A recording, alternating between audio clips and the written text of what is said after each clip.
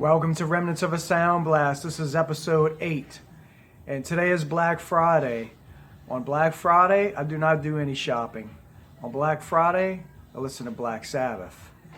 For the last 3, 4, 5, maybe a week or so days, I've been listening to nothing but Black Sabbath and also Jethro Tull. From both bands, I've been listening to a lot of albums that I had not listened to in a very long time. Some of their later releases, Black Sabbath, Never Say Die in particular, and Jethro Tull, I've been listening to Minstrel in the Gallery, Songs from the Wood, and Heavy Horses, which is a really good album. That album has grown on me over the last few months. I never was a really big fan of any of those three, but they're starting to kind of get to me a little bit in a good way. Some of the Jethro Tull albums, especially the more progressive stuff, you have to really give it a few listens before it kind of sinks in. I mean, the stuff's not really, structured like a regular rock song. A lot of it jumps around, a lot of different time changes and stuff. If you're familiar with Jethro Tull, you know exactly what I'm talking about. The only album out of that 70's catalog that I do not like, no matter how many times I listen to it, is Passion Play. And even though the musicianship is exceptional, as it always is, it just doesn't stay in one place long enough for me to really get a feel for like a tempo or like a groove. It doesn't really do any of that. It jumps around a lot. You have to really follow it intently, and I just don't have the patience to listen to it for very long.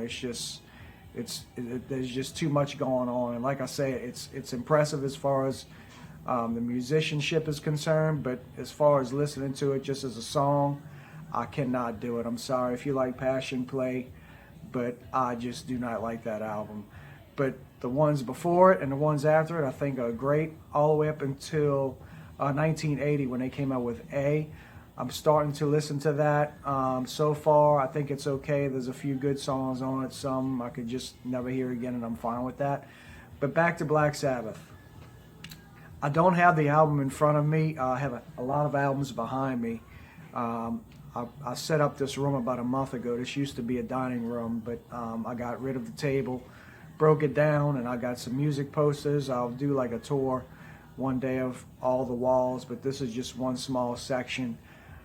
So behind me you'll see some CDs and some albums. I don't have the Never Say Die vinyl album. I think I have it on disc, like a copy that somebody gave me. It's not even the original, but I used to have some of that stuff. In a few of my videos before, early on, I did mention that I lost a lot of my things in Katrina, and that was probably one of the albums that I had that I lost. I know I did have it at some point, but anyway, I used to be really into Master Reality, the first album, Sabbath, Bloody Sabbath. Those three in particular were like on my go-to list. Sabotage, when I was in kind of like my mid-20s, somebody gave me the Sabotage disc, and I wore that thing out big time. I used to listen to it like every day for like a half a year or something.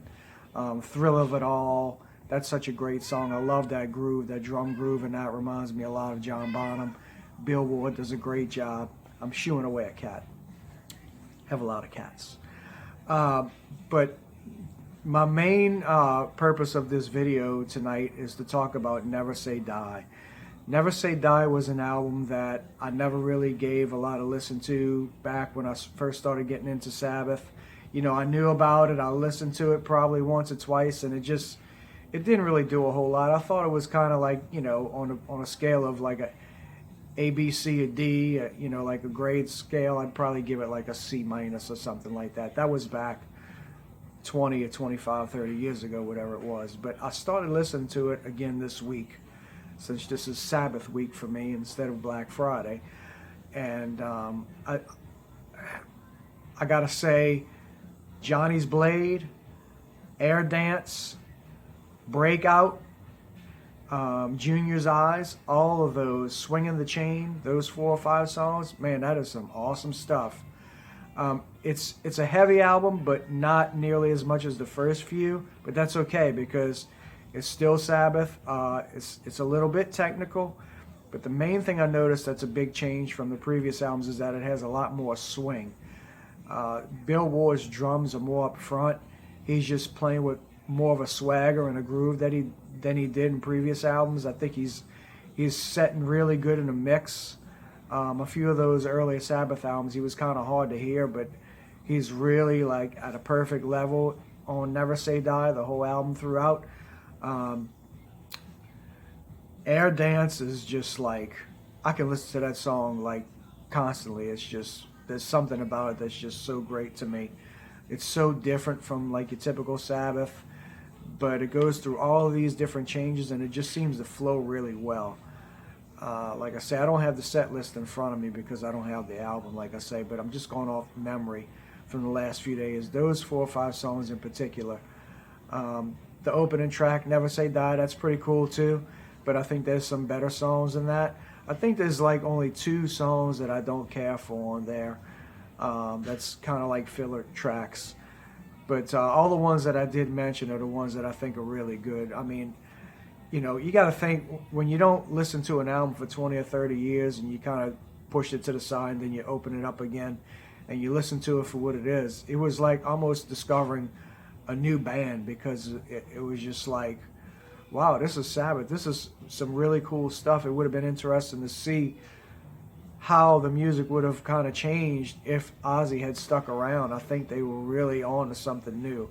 But unfortunately, as you know, that didn't happen, and then Ronnie James Dio came and took over, which they made 2 phenomenal albums with him, especially Heaven and Hell.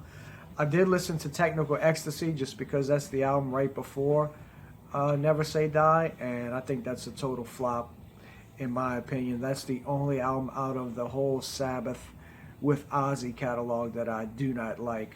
I tried to like it, just like I listened to all the other ones, but it just does not grab me at all. I think there's 1, maybe 2 songs on that I think are really good. Dirty Women's one of them, and I can't even remember the other one. But along with, you know, the songwriting that I didn't think was that great on the album, also the mix was really bad.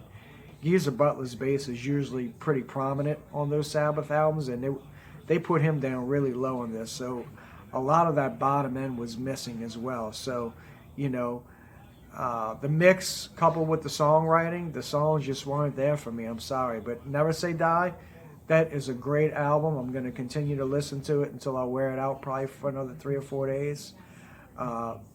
Jethro Tull, Songs from the Wood, Thick as a Brick, that's a great one too. All of those are really, really good. Jethro Tull is another band that I tried to listen to back in the day, and you know, they were kind of hit or miss for me. I mean, everybody knows the Aqualung album. I thought that was phenomenal. I still do. That's a great album, start to finish. I don't think there's any filler on that album. But the other ones, like the latter part of the 70's, I didn't really get into those too much. So now that I'm older and I'm kind of appreciating that different side of them, I seem to be liking those a lot more. There's a much more acoustic work. It's much more prog than the first few albums, but I'm really digging it. So what are your thoughts on that? What are your favorite Jethro Tull albums? What is your favorite Sabbath album? What do you think about Never Say Die? I'd love to hear your comments below. Plan on doing more videos closer together. I'm sorry I hadn't done one in a while. I know my last one was the update on the Dio documentary, which I still think was phenomenal. I haven't heard anything about when that's going to be coming out, either on DVD or Netflix, whatever, but I'll still keep checking back, and I'll be sure to post it for you guys if I do find out any more information on that. I hope everybody had a wonderful Thanksgiving, and I hope everybody's going to have a great Christmas. I'll be definitely posting some more videos before Christmas rolls around, but I just wanted to go ahead and post this for Black Friday, which is to me Black Sabbath Day. And until next time, again, keep rocking and stay safe.